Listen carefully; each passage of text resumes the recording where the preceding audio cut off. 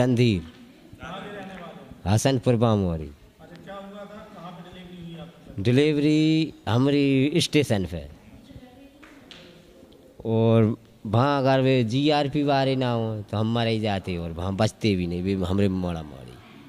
उनने हमें सहायता बहुत करी। जीआर पहले हम जहीं थे, जहीं कमरा में, हाँ, जा कमरा में, सरकारी अस्पताल में। क्या हुआ? कितने दिन भर्ती रहे? कहाँ पे रहे? 4-5 दिन रहे। इनने आखिरी पे हमें कल 12 बजे छुट्टी दे दी। हम जहाँ से चले गए कहाँ छुट्टी कर दिया कि ऑपरेशन होगा, 2 बाटल खून मांगा हमसे। हमने कहा 1 बाटल हम कर देंगे, वो तुम खून भी हो चाहे तुम तो जाओ भोपाल, ऑपरेशन होएगा इसका। हमने कहा ठीक है। सो हम पे नहीं थे पैसा, सो हम जब तो जा नहीं पाए। फिर हमने पैसा मंगाए, फिर रात भर प्लेटफार्म पर डे रहे। सुबह मालवा से हम जा रहे थे, इतने वो लड़का होगा 6 भाई स्टेशन पे बाहर हवा में। और अब हमें नहीं है मालूम, ना हमें जानना है ना अपन ने देखो।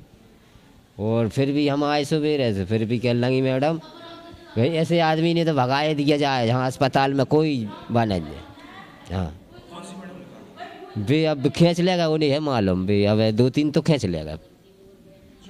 हमारा पर्चा तो वो धोखा ला वो पर्चा।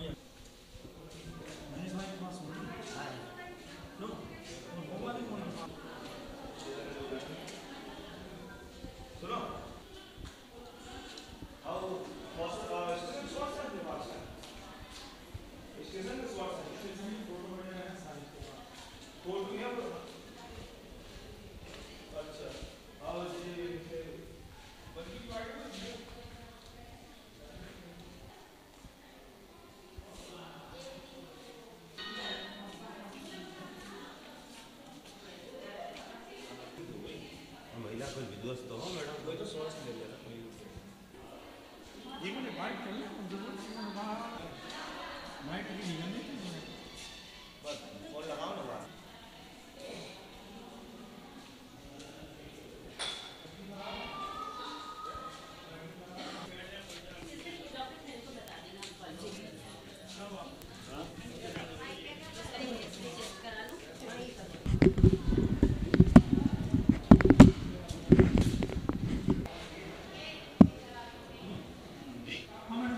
रेलवे स्टेशन में डिलीवरी का मामला सामने आया और उसके पति का कहना है कि उसे डिस्चार्ज कर दिया गया था और इसके बाद वहाँ पर डिलीवरी हुई। क्या कहना है? पहली बात तो ये है कि पेशेंट जो कुछ कहता है वो सही कहता है, ये ज़रूरी नहीं है। और दूसरी बात ये है कि ये पेशेंट यहाँ 27 तारीख से एडमिट थी हॉस्पिटल के अंदर। इसका पहले ऑपरेशन से बच्चा हुआ था जो कि इसने प्राइवेट नर्सिंग होम में कराया था, और 27 को एडमिट होने के बाद ये अस्पताल से बिना किसी को बताए, बिना सूचना दिए, बिना लिखे यहाँ से चली गई। उसके बाद ये 29 की शाम को अपने आप आके पलंग पे लेट गई। 30 तारीख तक भी इसके साथ कोई लेडी या कोई मेल, कोई भी रिश्तेदार इसके साथ नहीं था, क्योंकि पहले ऑपरेशन का पेशेंट है ये, तो नेचुरली इस बार डिलीवरी में कभी भी कोई भी प्रॉब्लम आ सकती है। उस हिसाब से हमें पेशेंट को मैनेज करना होता है। तो इसके जैसा कि मुझे ज्ञात हुआ है, जो मैंने अभी मालूम किया है, तो ना तो वो रिस्क कवर करना चाह रहा था उसका पति, ना वो ब्लड की व्यवस्था कर रहा था।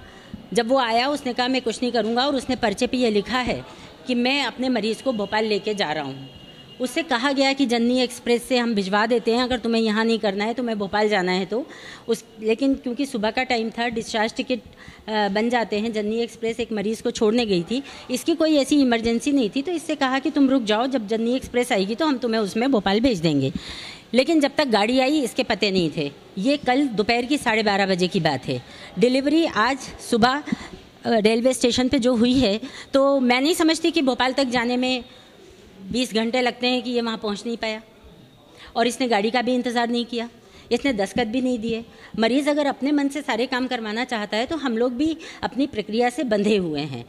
इसके बराबर इन्वेस्टिगेशंस हुए हैं, खून की जांच हुई है, इसकी सारी जांचें हम लोगों ने करवाई हैं और हमने लिखा कि अगर ये दस्तखत दे देता है तो हम ट्रायल करेंगे, अगर ये नॉर्मल डिलीवरी हो जाती है तो ठीक है और नहीं होती है तो फिर ऑपरेशन करेंगे। लेकिन हमें ऐसे केसेस में पहले से पूरी तैयारी करके रखना पड़ता है, क्योंकि उसी वक्त अगर ऑब्स्टेटिक ऐसी ब्रांच है कि इसके लिए हमें कुछ भी पहले से हम प्रिडिक्ट नहीं कर सकते। अच्छे दर्द आएँ, नॉर्मल हो सकती है पेशेंट, नहीं आते बच्चेदानी फट सकती है, टाँकों में दर्द हो सकता है, उस वक्त तैयारी शुरू करें तो हम लोग बहुत लेट हो जाते हैं।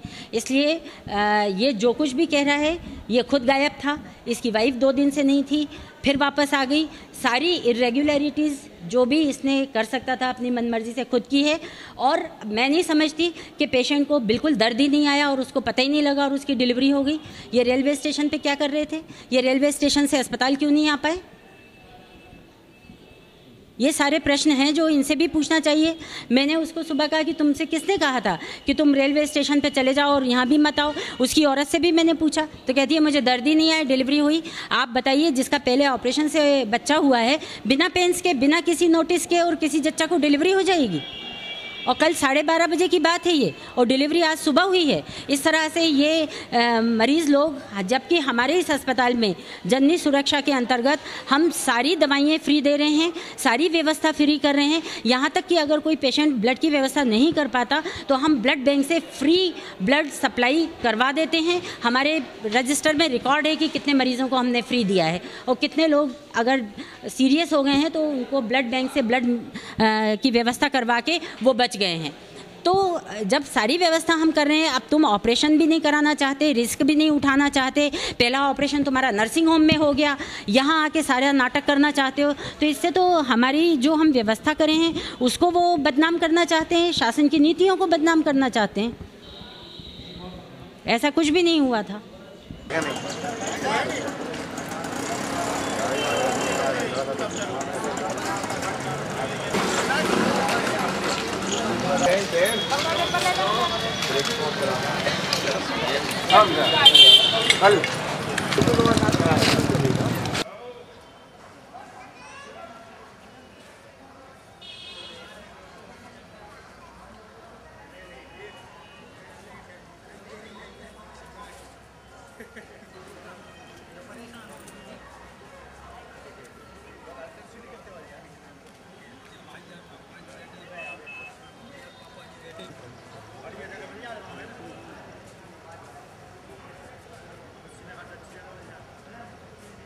कुछ लोग नहीं करते।